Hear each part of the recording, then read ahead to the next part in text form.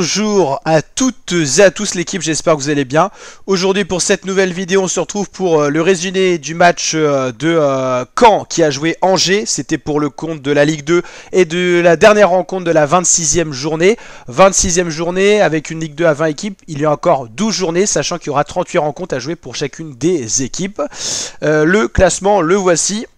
Alors on avait la dernière rencontre de cette 26e journée, Caen qui était classé 10e avant cette rencontre, un classement très resserré, 10e, en cas de victoire ça pouvait remonter 6e, et Angers qui était 2e, mais en cas de défaite ça pouvait descendre plus bas et laisser Auxerre s'échapper en tant que premier.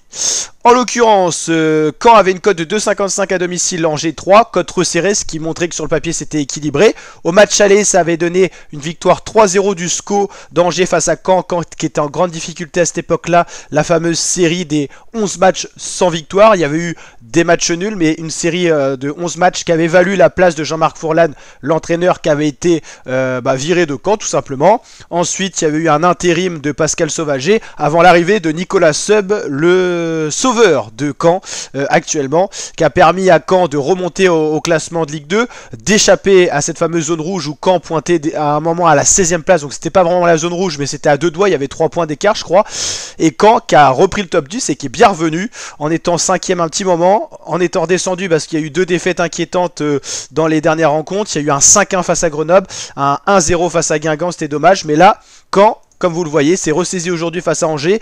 Caen qui avait un stade plein, 16 900 spectateurs. Caen, c'était le tournant pour sa saison. En cas de défaite, Caen avait 36 points. 36 points, c'était la 10e place. Mais ça commençait à s'écarter de la 5e place, qui est intéressante pour jouer les playoffs, les barrages pour monter en Ligue 1. 36 points, ça mettait Caen à 4 points de Grenoble du 5e, ça les sortait un peu de la course à la Ligue 1. Là, en l'occurrence, Caen s'est imposé 2-0 face à un doublé d'Ali Abdi. Il y a eu une ouverture du score très tôt dans le match. Les Canets ont bien dominé l'entame de match. Dès la première minute, il y a eu des occasions. Ali Abdi a marqué à la 13e minute sur une tête. Et ensuite, il y a eu un doublé à la 58e minute. C'était le match de Ali Abdi, qui est pourtant défenseur gauche, mais qui a bien marqué aujourd'hui. Caen n'a pas eu la majorité des tirs, mais il y a eu le réalisme. 12 tirs, 5 tirs cadrés. Angers 14 tirs, seulement 2 cadrés et pas forcément dangereux pour le gardien Anthony Mandrea. Angers avait la possession, mais une possession stérile, 59% face à 41%. Davantage de passes du côté angevin plus précises, mais on l'a dit une fois de plus, un jeu stérile qui n'a pas posé de problème au bloc défensif de Caen qui était très compact aujourd'hui. Nicolas Seub a vraiment, depuis son arrivée, renforcé la défense caennaise, beaucoup moins de buts concédés. La seule fiche off, c'était Grenoble où là il y a eu 5 buts concédés. D'ailleurs j'avais fait une vidéo coup de gueule sur la chaîne YouTube parce que je trouvais ça inquiétant. Et c'était au moment où Caen allait jouer des équipes de haut de classement, alors que quand Seub est arrivé, c'était un peu des équipes de bas de classement, mais il fallait les battre quand même. Il y avait des équipes difficiles à jouer comme Bastia, tout ça. Mais voilà, il y avait eu un petit coup de gueule sur la chaîne YouTube. Faut dire quand ça va pas en tant que supporter. Là, en l'occurrence, ça va, faut le souligner. Un très beau travail de Nicolas Seub et de tout le staff canet qui, quand même, depuis l'arrivée de Nicolas Seub, a bien changé. C'est une équipe qui a changé de visage. On retrouve une équipe plus au début de saison. Il y avait eu les 4 matchs, 4 victoires au début de saison avec l'entraîneur Jean-Marc Fourlan, avant de basculer à Laval et enchaîner 11 matchs sans victoire et causer beaucoup de problèmes à Caen, qui était pourtant une équipe qui avait la course en main pour aller à la Ligue 1. Beaucoup plus complexe avec le destin qui a suivi. Mais en tout cas, en l'occurrence, c'est une victoire cannaise ce soir. Une victoire importante qui replace les Canets dans la course au top 5. À 1 point de Grenoble. En plus, Grenoble qui a enchaîné 3 défaites d'affilée. Ils sont pas dans une tendance positive. On sait que la Ligue 2 est très coriace cette année. C'est très serré. Saint-Etienne, eux, c'est l'inverse. Ça commence à aller beaucoup mieux pour les Stéphanois. Saint-Etienne, 41 points, 3 victoires d'affilée. Il y a quand même 2 défaites dans les 5 derniers matchs. Laval qui allait moins bien. Il y a eu un gros coup de moins bien. Pas beaucoup de défaites, mais beaucoup plus de matchs nuls au final. Ça va mieux pour Laval. Angers, ça va pas du tout en ce moment. Et Auxerre, pour l'instant, c'est l'équipe sans problème. La seule équipe qui n'a pas eu de moment off. Seulement 3 matchs perdus dans cette saison. 9 matchs nuls et 14 gagnés. Auxerre est bel et bien parti pour remporter la saison. Mais elle n'est pas finie. La dernière ligne droite, c'est les 10 dernières rencontres. Là, on n'en est pas encore là. Il reste 12 matchs. Donc Auxerre est bien parti pour, en tout cas, aller en Ligue 1. Peut-être pas encore gagner le championnat, on peut pas le dire, mais pour aller en Ligue 1, voilà, il faut soit finir premier, deuxième, vous passez direct en Ligue 1, ou soit du 5e au 3e, vous avez les barrages, les playoffs, qui sont très intéressants et que beaucoup d'équipes vont aller chercher. Donc en tout cas, qu'est-ce qu'on peut dire au jour d'aujourd'hui? En tout cas, grâce à la victoire des Canets, ils reviennent à 1 point de cette fameuse 5e place tant convoitée, à 2 points de Saint-Etienne, donc c'est pas si loin que ça. Et si on regarde un petit peu plus loin, ils sont qu'à 5 points de Laval et à 7 points d'Angers. Mais Angers, voilà, 7 points c'est beaucoup, mais Angers sur les 5 dernières rencontres c'est 4 défaites, donc voilà, ça c'est pas encore actualisé, mais 4 défaites. On sait qu'il y a des équipes qui ont chuté au classement, c'est le cas d'Amiens qui avait fait un très beau début de saison comme Caen avant de chavirer dans le bas de classement. Quand il y a eu la période sans, là depuis Nicolas Seub on le dit, ça va mieux, donc voilà, c'est intéressant. Dans les équipes qui vont mal, Valenciennes c'est la nationale quasiment assurée au vu de ce qu'on a vu cette saison. Annecy, Quevilly c'est compliqué, très mal embarqué pour Annecy, mais voilà, on sait jamais. Dunkerque ça va beaucoup mieux, au vu du ratio actuel c'est plus 3, ou Bastia qui est inquiétant. Donc voilà, il y a des équipes qui vont vraiment... Valenciennes, Annecy, ils n'ont plus rien à perdre, ils sont très très mal embarqués. Quevilly, Dunkerque, 3, Bastia, Concarneau, là ça va jouer pas le haut de classement, mais essayer d'accrocher le top 10 et en tout cas s'éloigner de cette zone rouge pour rester en Ligue 2, une Ligue 2 qui est pas facile. Quand on voit la 13e place des Girondins de Bordeaux, on se dit c'est une belle équipe qui est quand même en difficulté, ça va mieux pour les Girondins. Et le classement est dense, on le sait.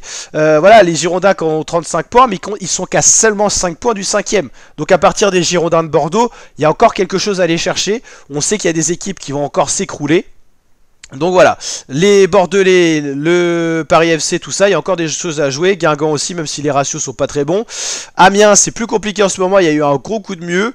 Pau, ça alterne. Ajaccio, c'est pas terrible. Rodez, ça va un peu mieux. Caen, ça alterne. Ils sont capables du meilleur comme du pire. Aller chercher une victoire face à Angers, mais en même temps, s'écrouler 5-1 face à Grenoble, qui est pourtant pas en ce moment en grande forme. Ils étaient un peu mieux au moment où ils ont joué Caen. Grenoble, on l'a dit, c'est en train de basculer du mauvais côté.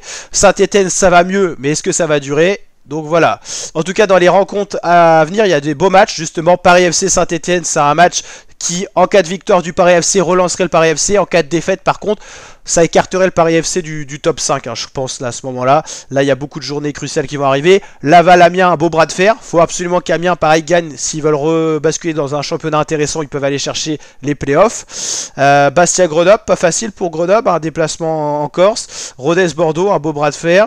Auxerre-Valenciennes, ça devrait être un match à sens unique, normalement, au vu d'Auxerre en ce moment et de Valenciennes. Pau, déplacement compliqué pour les Canets. Dunkerque-Concarneau, un match qui aurait été de la nationale l'an dernier. Et Angers-Ajaccio. Si on regarde un peu plus loin, il y aura un beau Saint-Etienne-Auxerre. Là justement, est-ce que Saint-Etienne qui va vraiment mieux sera capable d'aller battre Auxerre? Caen Paris FC, ça sera intéressant. Amiens-Rodez, Angers qui se fera un déplacement à Valenciennes. Là il y a des points à prendre. Grenoble-Laval, beau bas de fer. Il y a des gros matchs à venir. Il y aura Auxerre-Caen et tout ça. On verra ça un petit peu plus en détail. Donc en tout cas, bravo aux Canets que je supporte, qui ont fait un très beau match aujourd'hui, qui méritent ces 3 points, qui reviennent dans un championnat intéressant. On l'a dit, à 1 point du top 5, à 2 points de la 4e place, à 5 points si on regarde un peu plus haut de Laval. Donc voilà, le top 3 est encore accessible, surtout le top 5 qui est intéressant. Donc voilà, les Canets se sont donné le droit de rêver encore, ça alterne malheureusement. Une autre victoire en plus aurait été intéressante, imaginez quand on gagnait soit face à Guingamp, soit face à Grenoble, il sera à 42 points, ça serait un tout autre championnat encore plus pour aller chercher plus haut. Voilà, on va pas revenir sur ce qui a été fait, mais en tout cas Nicolas Seub a fait un très beau travail, on peut pas le nier. Bravo à lui qui est passionné de football, ça on peut pas dire le contraire. Donc une grosse force à Seub qui est en train de relever le stade Malherbe et qui permet aux supporters comme moi de rêver encore un championnat très intéressant. Voilà, et quoi qu'il en soit, en tout cas c'est une très très belle pépite d'entraîneur qui est arrivé au sein du stade Malherbe, qui connaît bien les joueurs, sachant qu'il a entraîné à la réserve de Caen avant.